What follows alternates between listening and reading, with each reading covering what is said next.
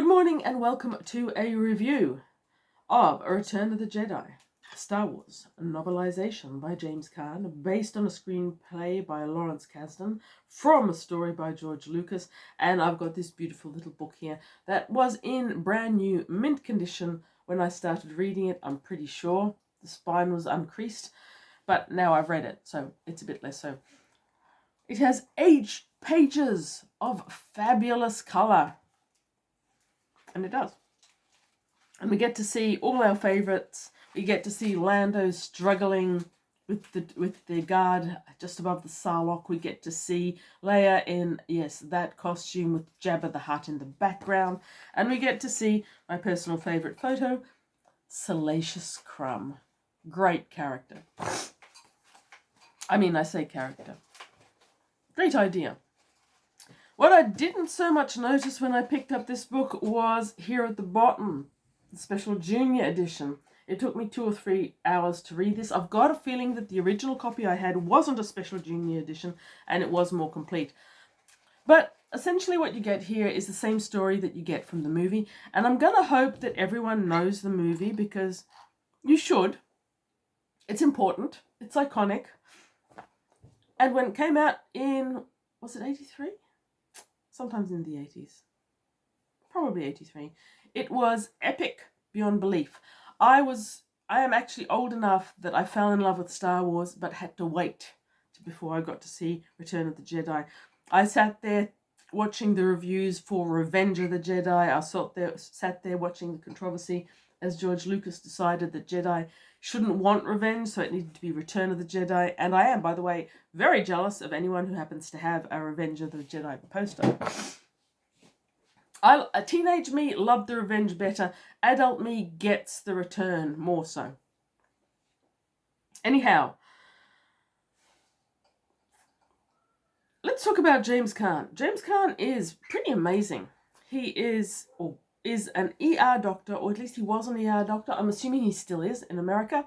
And that in itself you'd think is a full-time job. But no, he wrote cinema novelizations for Star Wars, Poltergeist, and several other movies. Not as many as I remembered. I thought I remembered Kahn having a lot of books. He does have his own books as well, but novelizations are the ones that I've read. I still have The Goonies. I bought that new in the 80s and I still own that one. I like his novelizations. So the writing style is essentially true to the movie. If you know the movie well, or even if you've seen it once or twice, there's not going to be a lot of surprises here. But Kahn manages to do a thing where he adds background in a way that your eyes and subconscious would register if you were looking at the screen, but which not every novelization author would. So The Moon of Endor, especially, he talks about the great trees, he talks about the ferns forming a sea of green on the understory. So you've got the picture. You already have the picture from having seen the movie, I hope. If not, go watch it. But I really do like the way he writes. So that's James Kahn. I would like to have more James Kahn. And at one stage, I think I did. At one stage, I had all of the novelizations, and I don't think they were in special junior editions either. I read them to death. I'm very sorry I got rid of them, but eventually I did because none of the pages were connected to the other pages and the cover had long since dematerialized. Wish I still had them. I do have Splinter of the Mind's Eye again. Very happy about that. But it would be nice to have all the Star Wars books again. And when I say all the Star Wars books, again, I'm old. What I mean is the first 4. 4 with Splinter of the Mind's Eye. As far as I'm concerned, Star Wars is essentially 3 movies. Other things happened because people wanted money, but whatever. Anyway, this was the conclusion and the epic, and a few things were happening there. It starts off with Han Solo immortalized in carbon, hanging from the wall, and Jabba the Hutt's cave of villainous brigades and outlaws. And Luke Skywalker, who's now well on the way to being a Jedi, has sent in R2-D2 and C-3PO to negotiate with Jabba the Hutt. And he sends them in as a present. So this would have taken a lot of renegotiation, because this was apparently the movie where Han Solo wasn't necessarily meant to appear. Harrison Ford was not contracted to this movie the way Mark Hamill and Carrie Fisher were, and initially it wasn't certain whether he was going to be in there. The director, who'd also directed Indiana Jones, eventually persuaded him. I don't think he was ever that keen on it, and he wanted to be killed off in it. I think he's never quite gotten over the disappointment that Han Solo didn't get killed off in Return of the Jedi, and I think, honestly, it would probably have been a better thing if he had. So we start there, and we're back on Tatooine, and we've got the 2 droids going in there, and you've got this really animated, organic, filthy, disgusting scene. Now, not only have the droids gone there, we find out that Lando Calrissian is already there, and later Chewie and Leia turn up. So you've got the whole crew, as it were, and Luke turns up as a Jedi. He's built this whole construct in order to extract Han Solo. And the first part of the movie is a great deal of fun. I remember it being fresh and vivid because it had been a while since the first one had come out, and now you started off with this really excellent action. And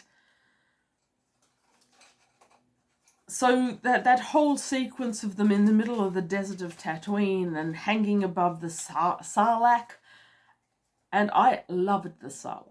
So the Sarlacc is basically this monster that lives at the bottom of a sand pit. If you fall into the sand pit, you sort of can't help but be dragged down to the Sarlacc, who will grab you with a tentacle and eat you. Apparently, Jabba the Hutt prefers him as a means of execution because the digestive juices take 1,000 years to eat you away. Perfect form of revenge, torture, death, right? Love it. And I'm pretty sure that it's based on antlions. As an incipient zoologist, I was fascinated by antlion nests in sandy or dusty areas. You can come across them. They're exactly like the Sarlacc's pit. They're little cones. Any ant that falls on them desperately tries to escape, but the sand grains rain down on the bottom, and the antlion at the bottom knows that the ant is there, gets ready, and then grabs the ant and eats it. That's perhaps more graphic than you needed, but there you go. Anyway, I love antlions and I love the Sarlacc. Now, as we all know, the rescue succeeds. They leave Tatooine in 2 different lots. So the Millennium Falcon takes Leia and Han and Lando back to the Rebel Alliance. Wait, there was a Y-wing as well, wasn't there? There was. There was the Millennium Falcon, there was an X-wing, that was Luke, and there was a Y-wing. Who took the Y-wing? Oh well. Whatever, maybe they left it on Tatooine for later. I don't know.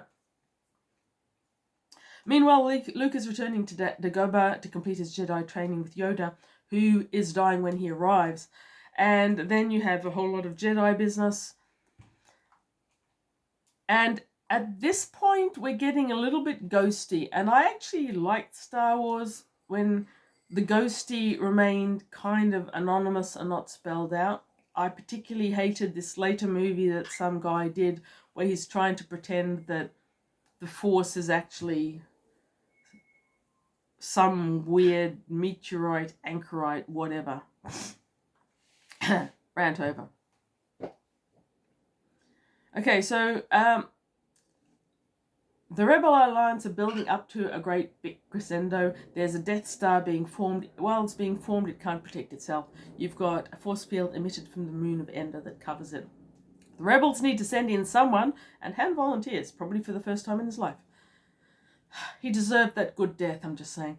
To go down to Endor and knock out the force field generator so that the Rebel Alliance can get in and demolish the Death Star, which happens to have the Emperor and Vader on it. Of course, we get the Luke and the Vader interaction as Vader and the Emperor try to corrupt Luke and bring him over to the dark side. Whilst all the others are down on the surface of the moon of Endor, we get the Ewoks. We get those beautiful, dynamic scenes of hover motorbikes running through the trees or whatever they're called. It's a great little movie. And despite betrayals and so forth, the Rebel Strike team eventually destroys the shield generator. Now, let's talk about page 53. So I was deeply ambiguous about sequels and prequels. I was disappointed by that new Star Wars one that was basically a fashion parade of amygdala or whatever, changing dress every 5 seconds. I wasn't wowed by the Anakin Skywalker narrative at all. I did not love them. They were not Star Wars for me, and they're still not. I didn't hate a couple of those. Were they the sequel trilogy? One of the many, many movies that have been brought out. The visuals were sometimes good. I didn't hate them. To me, they weren't Star Wars. And on page 53, we have it, by the way, in black and white. Many Bothans died to bring us this information. We should never forget the Bothans. The Bothans sacrifice should not be ignored. Okay, what else can we say? I have heard in recent years a lot of criticisms about one of the things that I particularly liked about the Star Wars trilogy. Gonna emphasize that. And the Return of the Jedi in particular. A certain amount of people have criticized Leia being stuck in a bikini and chained to Jabba the Hutt.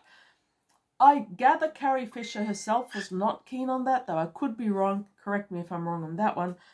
I actually really respected that. I respected, as an 80s kid, I respected Carrie Fisher's role in all of this. We had a woman who was smart, intelligent, beautiful, and she didn't need saving a lot. And in Return of the Jedi, we see her in a bikini having a bad time. And this is a very, very low-key George Lucas level allegation of sexual slavery, or at least it is on the minds of the people who watched it, if not his, I don't know. But she saved herself. She was the one that extracted herself and extracted her own revenge, not being a Jedi at the time. She was allowed to revenge.